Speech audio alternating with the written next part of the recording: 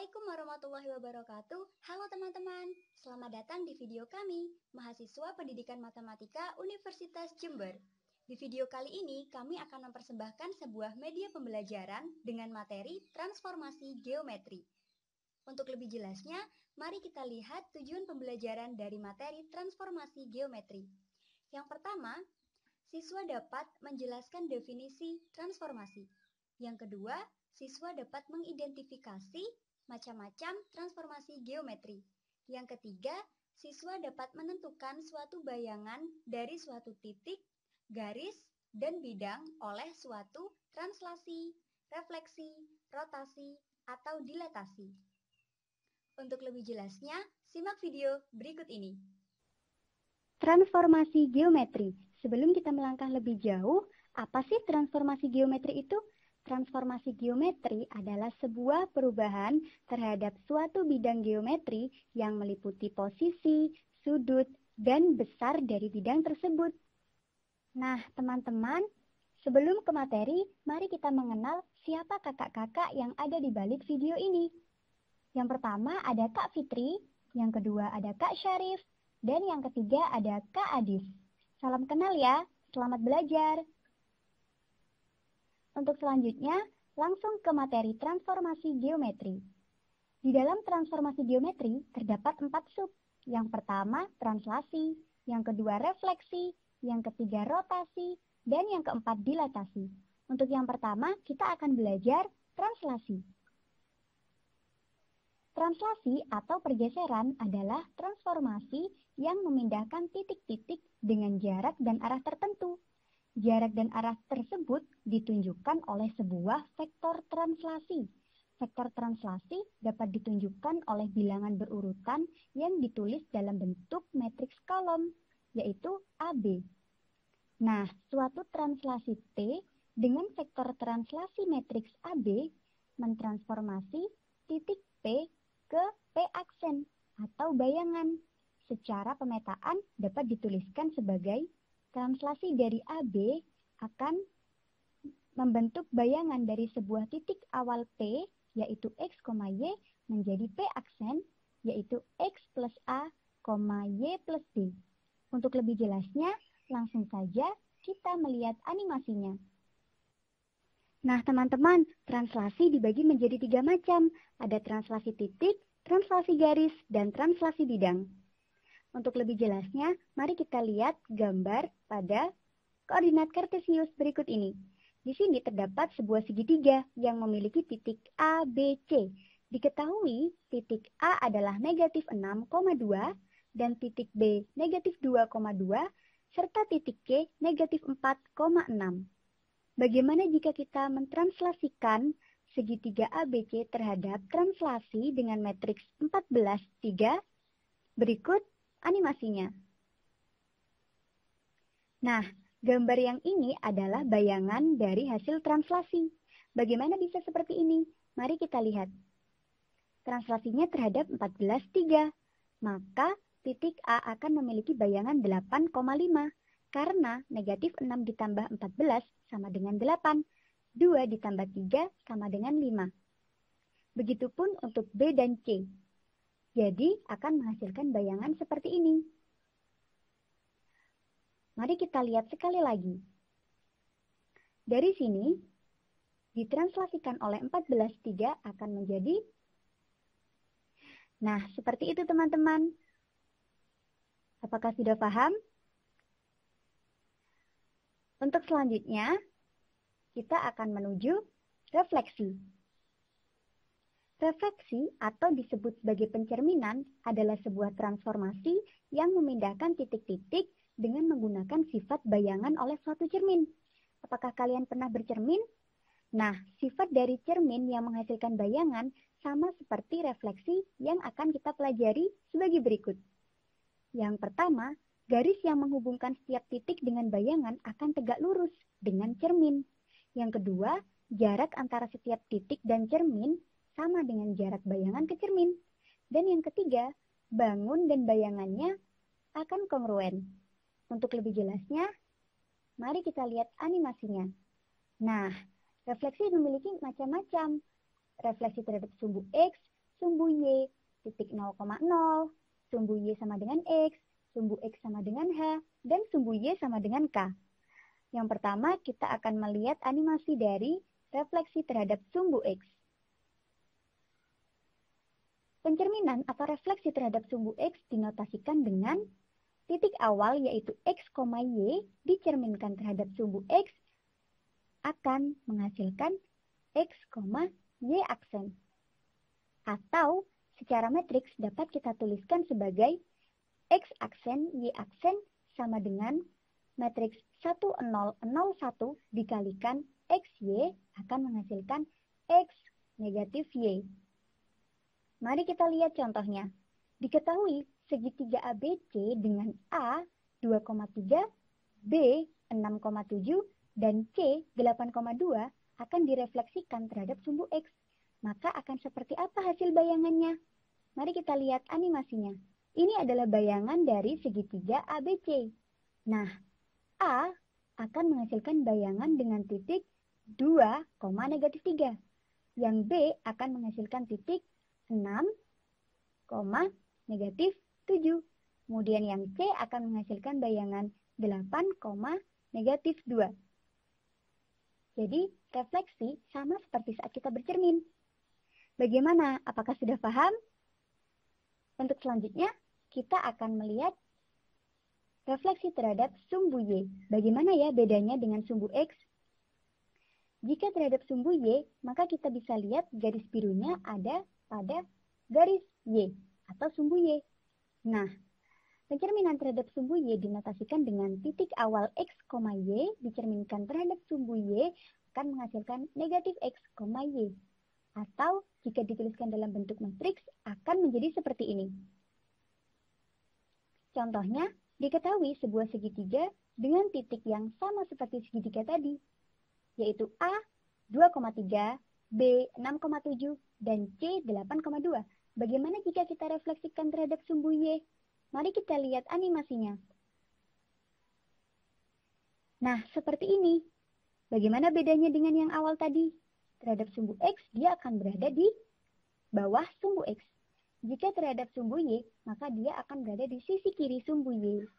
Karena segitiga awal kita berada di sini. Nah, sudah seperti posisi saat kita bercermin, bukan?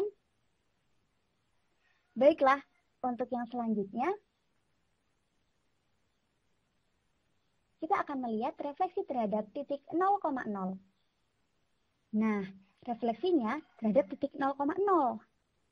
Untuk itu, bagaimana hasil dari refleksinya? Kita bisa menotasikan dengan titik awal X, Y dicerminkan terhadap 0,0 akan menghasilkan negatif X, negatif Y. Atau dalam bentuk matriks dapat dituliskan seperti ini. Contohnya, kita tetap menggunakan titik-titik pada segitiga yang sama dengan refleksi-refleksi yang sebelumnya. Mari kita lihat animasinya. Nah, ternyata bayangannya ada di sebelah sini, karena dia dicerminkan terhadap titik 0,0. Maka akan menghasilkan titik A 2,3 menjadi negatif 2,3. Untuk titik B dari 6,7 akan menghasilkan negatif 6, negatif 7. Untuk titik C dari 8,2 akan menghasilkan negatif 8, negatif 2. Sangat mudah bukan? Untuk lebih jelasnya, kita hanya perlu mengganti dari yang positif menjadi negatif. Nah, sudah bisa membedakan kan? Untuk yang selanjutnya, kita akan melihat refleksi dari sumbu Y sama dengan X. Kita lihat garis birunya. Garis ini membentuk garis Y sama dengan X atau X sama dengan Y. Di sini kita memiliki contoh. Diketahui segitiga ABC dengan A negatif 7,7 dan B negatif 3,11 dan C negatif 1,6. Bagaimana refleksinya terhadap garis Y sama dengan X? Nah, seperti ini. Jadi, hasil refleksinya yang semula X, Y akan menjadi Y, X. Kita lihat titik A awalnya adalah negatif 7,7. Maka bayangan dari A adalah 7, negatif 7. Untuk yang B, negatif 3,11, bayangannya menjadi 11, negatif 3. Untuk C, dari negatif 1,6 menjadi 6, negatif 1. Seperti itu teman-teman. Sudah paham bukan?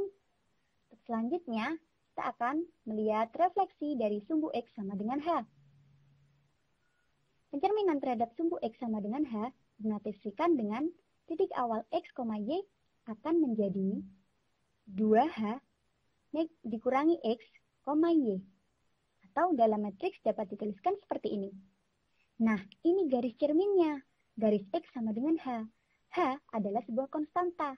Bisa 1, 2, 3, dan seterusnya. Di sini kita mengambil X sama dengan negatif 1. Berarti H-nya adalah negatif 1. Jadi, cerminnya akan berada di sini. Nah, jika kita memiliki segitiga ABC, maka hasil dari refleksinya adalah, nah, seperti ini teman-teman. Sudah paham bukan? Baik, untuk yang selanjutnya, kita akan melihat sumbu Y sama dengan K. Yang sebelumnya, sumbu X sama dengan H.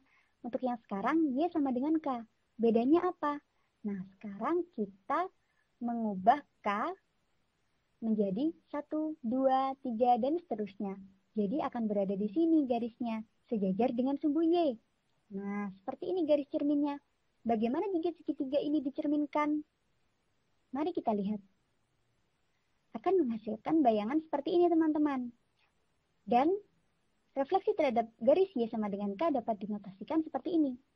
Hasil dari bayangan X, Y akan menghasilkan X, 2K negatif Y. Akan menghasilkan X, 2K negatif Y. Bagaimana? Sudah bisa membedakan antara garis X sama dengan H dengan garis Y sama dengan K? Baik. Untuk selanjutnya, nah, karena kita sudah mempelajari seluruh macam-macam refleksi, selanjutnya kita akan belajar mengenai rotasi.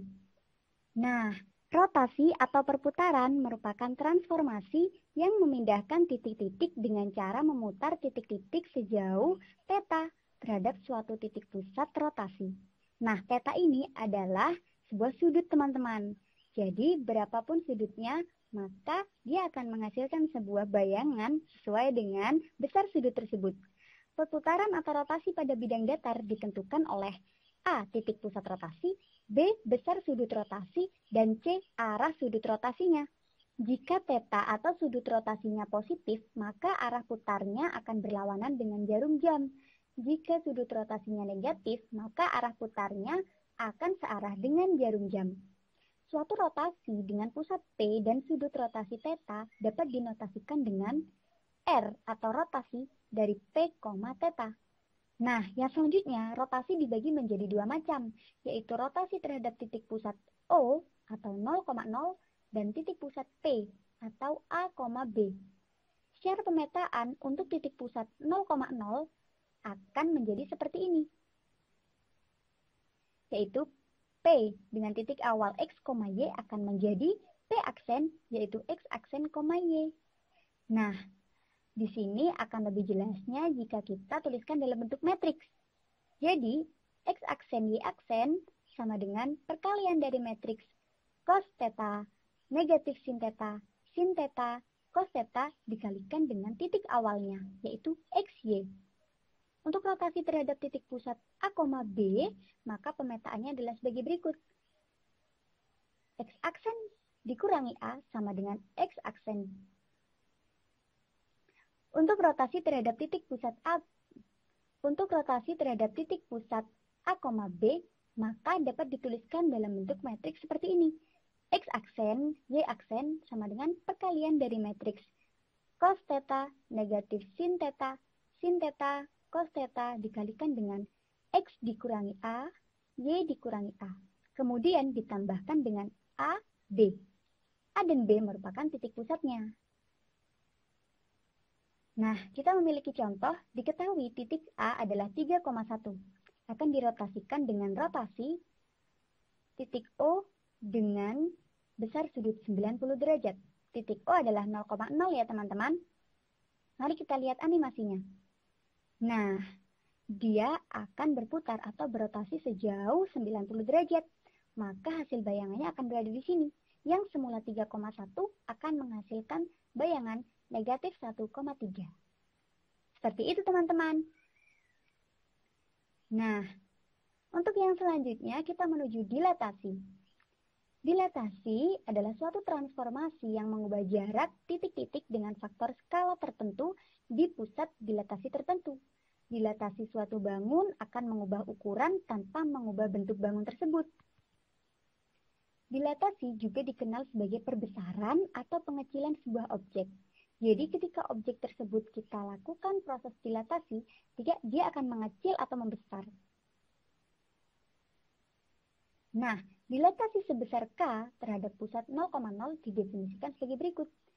Titik awal adalah X, Y dengan K adalah sebarang konstanta, maka hasil dari dilatasinya adalah K dikali X, K dikali Y. Atau, jika dituliskan dalam bentuk matriks akan seperti ini. Nah, untuk yang selanjutnya, dilatasi sebesar K terhadap pusat A, B didefinisikan sebagai berikut. Titik awal X, Y akan memiliki bayangan A ditambah K dikali X dikurangi A, B ditambah K dikali Y kurang B.